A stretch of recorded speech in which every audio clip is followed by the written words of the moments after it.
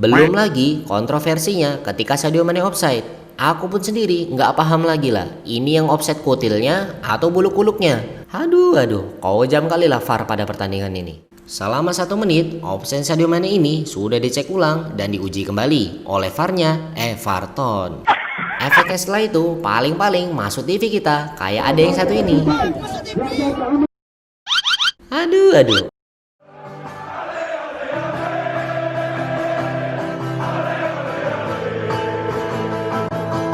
Oke teman-teman, kali ini aku mau cerita sedikit lah tentang pertandingan Derby Merseyside yang berlangsung malam tadi.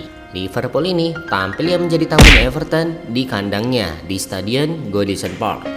Tunggu dulu, aku nih gak tahu kalau kalian ini keselnya sama gak kayak aku gara-gara pertandingan semalam itu. Nah, kalau kalian ikut-ikutan kesel juga kayak aku, nah simaklah video ini sampai habis, oke?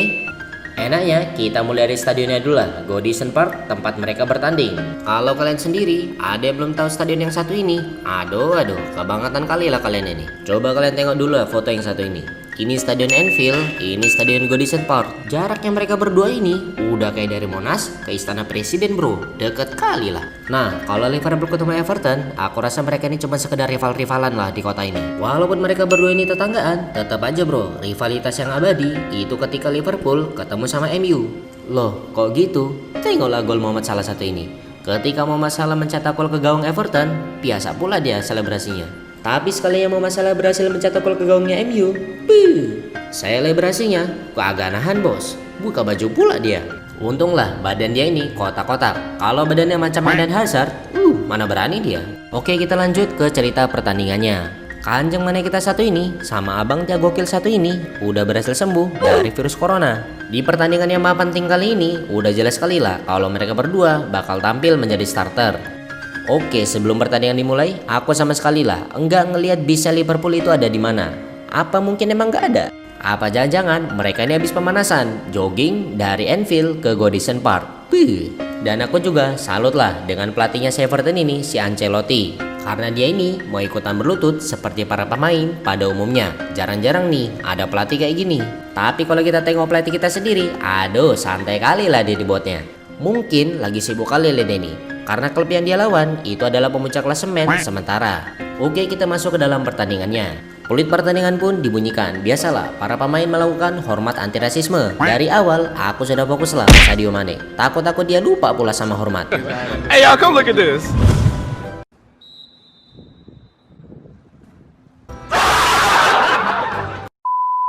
Pertandingan ini aku pikir udah kayak pertandingan macam-macam tarkam itulah. Baru setengah menit berjalan, si James ini sudah dihantam pula dia sama si Van Dijk. Dalam hatiku sendiri, wah bakal seru nih pertandingan ini. Karena baru setengah menit berjalan sudah ada baku hantam pula dia. Baru 2 menit berjalan, para fans Liverpool di seluruh dunia udah kaget dia dibuatnya. Tahu kalian, Kanjeng Mane kita ini udah cetak gol pula dia di menit 2. Umpan manja dari Robertson langsung dihantam pula sama dia. Mana kan ada ampun. Udahlah, aku sudah bilang dari dulu, no Mane, no party. Kalau ada Mane, there is party. Baru 2 menit berjalan, para fans Liverpool di dunia sudah dibuat jerit-jerit mereka. Pasalnya, back paling tangguh di dunia ini digunting pula dia sama si Pickford. Tengoklah, serius sekali lah dia ini pengen buat Van Dijk cedera. Aku rasa si Pickford ini udah belajar lah dari aliran pencaksilat Indonesia. Back nomor 1 di dunia ini pun harus bertukuk lutut dia sama pesilat yang satu ini. Nah inilah kenapa bela diri pencaksilat itu sangat tersohor ke seluruh dunia. Secara hukum wasit harusnya ini kartu merah buat si kiper dan juga berbuah penalti buat Liverpool. Tapi sayangnya 1000 kali sayang, Virgil van Dijk sudah dianggap offside terlebih dahulu oleh hakim garis, yang membuat semua bangku hantam yang terjadi itu dianggap tidak sah. Kalau aku jadi Van Dijk, dalam hatiku sendiri bakalan ku hantam balik si Pickford itu kayak pesilat macam ini. Dari kejadian ini aja sudah jelas sekali lah kalau pihak Liverpool sangat dirugikan atas kejadian ini. Bukannya Liverpool gagal dapat penalti bos. Tahu kalian kalau lututnya Virgil van Dijk itu kena ligamen pula dia. Yang diperkirakan 7-8 bulan Van Dijk ini gak bakal main lagi dia. Masuklah Liverpool ini pada era kegelapannya. Ya kali nggak? Nah sekarang ini siapa pula yang mau gantiin Van Dijk coba? Joe Gomez. Nah levelnya Joe Gomez sama Van Dijk ini aku rasa udah kayak 11 banding 12.000 lah aku rasa. Aduh jauh kali lah.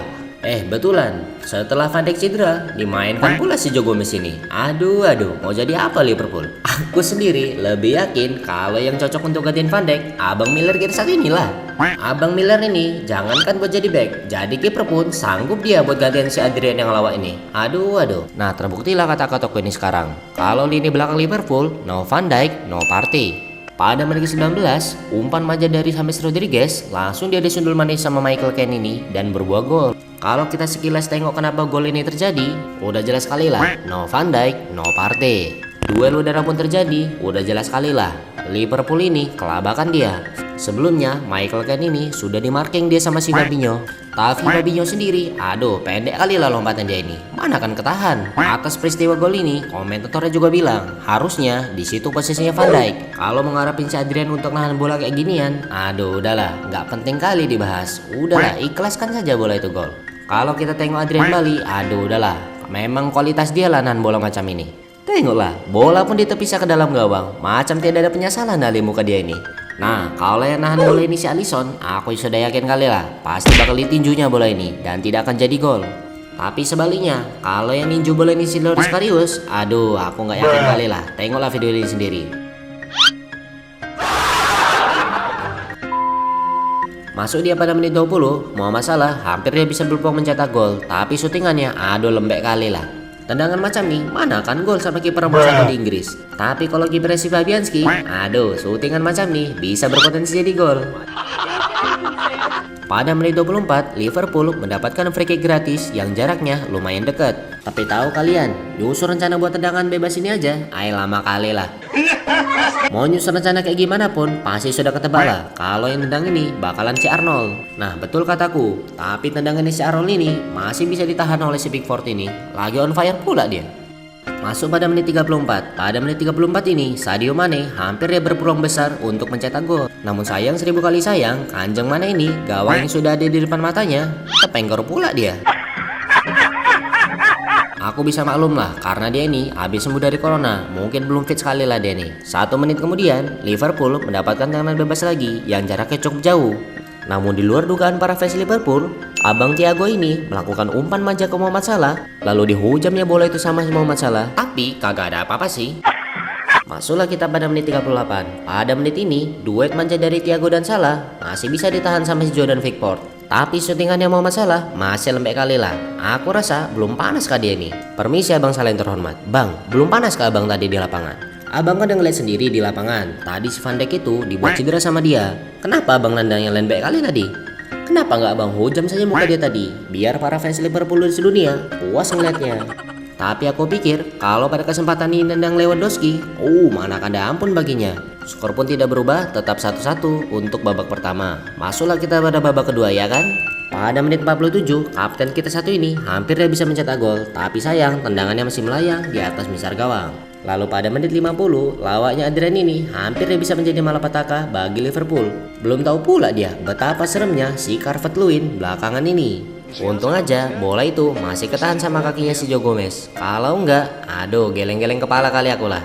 Masuk kita pada menit 53. Pada menit ini makin panas nih situasi. Setelah Andy Robertson nggak sengaja nyenggol kakinya si Alan. Sepintas aku jadi ingat kembali nih ketika Persib Bandung lawan Persija. Di sini udah jelas sekali lah kalau yang salah si Robertson. Tapi dia ini tetap ngelak, gaya pula dia ikut-ikutan cedera. Aku rasa buat terhindar dari kartu lah di orang dua ini. Acting di orang dua ini udah paten kali lah, kayak bintang-bintang film yang ada di Hollywood. Pada menit 57, lawak pula si Robertson ini. Mau dianya umpan, malah kesenggol kaki kanannya. Kali ini lawak pula dia. Padahal jarang-jarang dia nih lawak. Habis itu ngetawain diri sendiri pula dia. Pada menit 61 hampir aja Liverpool kebobolan melalui sundulannya Richarlison, tapi masih bisa membentur tiang. Aku sendiri pun berandai-andai, andaikan kalau bola ini tepat sasaran, kita sendiri gak bisa berharap banyak lah sama si Adrian ini. Ngelihat kejadian ini, Jurgen Klopp asik marah-marah aja dia ke pemainnya. Marah-marahnya Jurgen Klopp ini berefek lah pada golnya Liverpool yang kedua kali ini. Pada menit 71, Muhammad Salah berhasil dia mencetak gol setelah menerima umpan sedekah dari Yerry Mina, backnya Everton sendiri. Kita syukuri sajalah sedekah dia yang manis ini dengan tepuk tangan yang meriah.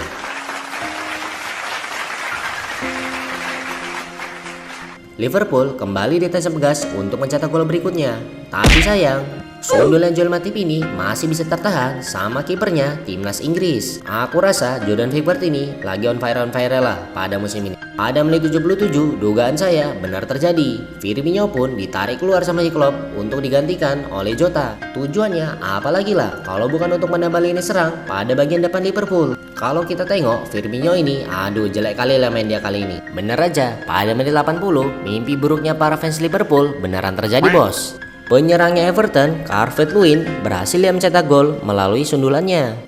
Nah, inilah aku bilang, kalau efeknya nggak ada Van Dijk, kipernya Adrian pula. Bola-bola macam udara seperti ini pasti bakalan kalah telak mereka. Dan Robertson sendiri, yang ketika itu mengawal Calvert-Lewin, harusnya dia ini ikutan lompat, minimal lah untuk mempersulit sundulannya lawan.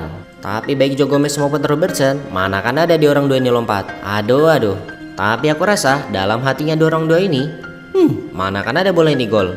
Macam sudah paten kali dia sundulan. Nggak taunya disundul manja sama si Calvert-Lewin ini dan berbuah menjadi gol. Udah jelas sekali lah kalau Jurgen Klopp ini bakal marah habis-habisan dia sama dua orang ini. Loncatlah kalian dua orang ini, malas sekali lah kalian main. Potong aja kalian, baru tahu rasa kalian.